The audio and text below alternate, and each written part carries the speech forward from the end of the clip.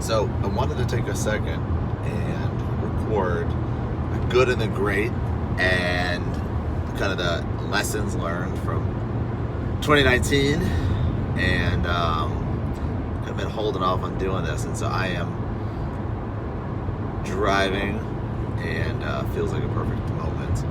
And I don't have enough time to recap everything. This is an entire year, but I think it's important to have those reflections to kind of look back and, just to be kind of like appreciate and celebrate what did do, see what I didn't do, and hopefully get a better understanding as to why some things unfolded the way they did and not. It's not really meant for like a judgment on a negative side. It's more of a kind of like an honest assessment, right?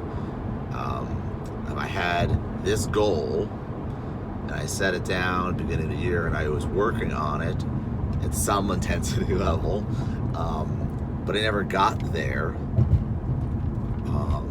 or I made no progress, right? There is an insight there, right? Like why did I want to do it, and what were the habits that I was practicing that didn't allow me to do it? And I think by seeing that and knowing that, it allows, kind of an honest assessment and consideration around whether or not, those were good goals. And if they were good goals, and I still, in my heart, love it and want to do it, well, then that draws the attention that's like, all right, well, why didn't I do it? If one of my goals were a certain fitness achievement and I didn't achieve that fitness milestone that was after, maybe it was a race, maybe it was like a marathon or an Ironman, or maybe it's just handstand push-ups. Looking back, you might say, oh, well, you didn't do it, so you failed. It's not right. One of my fitness goals I didn't do because I got injured, and I took basically 5 months to rehab through that injury, and that really obviously created all the progress I had. I lost a lot of it and have been slowly building back. Another fitness goal I had was to really get my health dialed in, and while the first 8 months of the year it kept getting worse, beginning in July it started to get a little better, at least from a performance perspective. But in the last 4 months it's gotten measurably better, and measurably better being defined based on me getting blood panels and measuring it, and as painful as that is, and now also having to add on a supplement for my body, because much like a diabetic who is missing something, or something doesn't start working anymore, or something happens, my body now needs that help. And so I've been practicing that really for the last 4 months, and slowly but certainly seeing my health improve. And when I say health improve, I mean, one, how I feel. I'm starting to feel more alive and awake. I'm not passing out at weird times, which is huge. Sleep is barely better, but it's getting better. Won't call that a win yet. My body weight is starting to settle a little bit. Had a 2-year run of just kind of hard gains, and that was related to why I needed a supplement.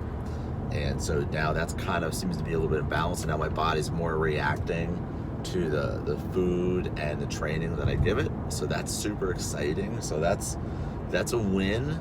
I'm actually going out of country in January, and it'll be interesting to see, because it'll be an entirely different diet and life habit for about 15 days to really see how I do, and what kind of condition I come back in. I'm gonna still try to get some training in, but I'm not there to train. I'm there to work at the hospital that I put together and help build, and I'm there to really help the people become uniquely better. And I'm going to work with a local gym down there, and I'm really going to build on all these different areas to get better and for them, and I'm excited about that experience.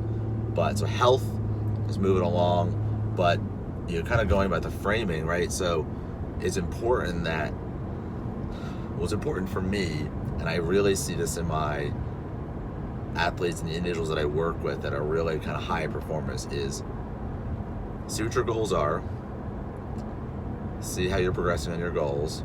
If you're not progressing on the right direction towards your goal, then whatever behaviors we're doing, it's not right? We should expect some change and some progress towards our goals. And that might be the tiniest, smallest thing, but it needs to be progress that you can see and or measure. And so that's number one. And then number two, one thing I'm really recognizing is I love to make things. I love to build. I'm a creator. I'm an entrepreneur. Now, whether I'm working at Fortune 100 and leading teams and big projects, I am best when I am tackling those hard to crack, large, complex, lots of humans involved, but to build and set up, and then to bring on operators to support me there.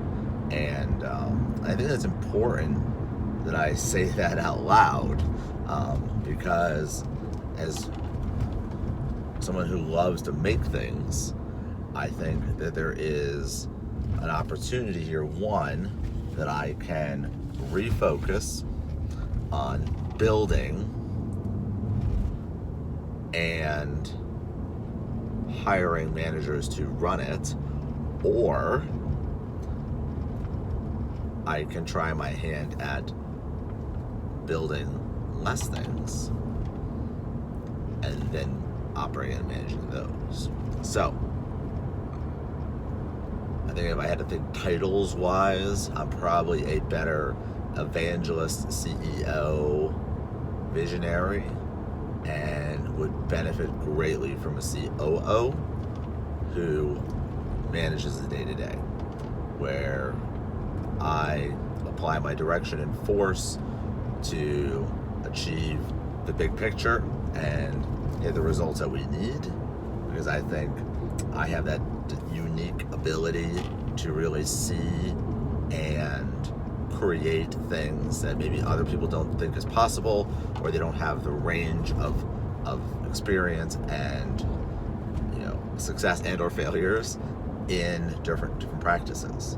And so I think that's an important insight for me, and one that I'm really gonna kind of be pondering and building against over the next week and a half before this break is over and I execute on these new decisions. So part 2 is coming up.